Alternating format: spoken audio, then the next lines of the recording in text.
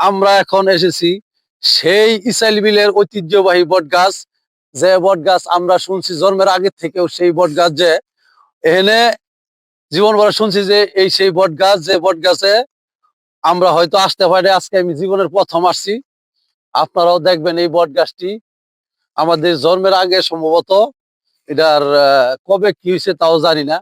অনেকে বলছে যে এখানে আসলে পানি উঠে না, পানি উঠে না বলে চতুর্দিক থেকে এটা সবচেয়ে উঁচা জায়গায় এই বট গাছের গুড়টা, পানি উঠে না। আর যারা আছেন, যারা দূর দেশ বিদেশে আছেন, এরা হয়তো কেউ আসতে পারেন নাই বা দেখতে পারেন নাই সম্ভবত।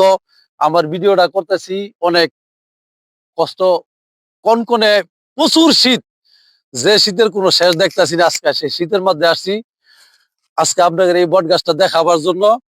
আপনারা আরেকটা জিনিস আছে, এই দেখেন একটা বট গাছের গুলো একটা কলও আসছে, একটা বিশাল একটা কলও আসছে। এটার মধ্যে চৈত্র মাসে মানুষ না থাকলেও কলের মধ্যে এই যে যে ভাগ্যবান ব্যক্তি গাছে আলহামদুলিল্লাহ, এই যে কলটার মধ্যেও সুন্দর মতো একটা গাছের গুড়ে একদম সাথে সাথে একটা কল আছে। কলটা গাছে যাতে চৈত্র মাসে মানুষ আইসা যেন পানি খাইতে পারে, তার জন্য এই কলটা গাড়া হয়েছে। যে গাছে ধন্যবাদ, হে আসলে একটা বুদ্ধিমত্তার পরিচয় দিছে। সবচেয়ে বিষয় হইলো এই আমরা শুনছি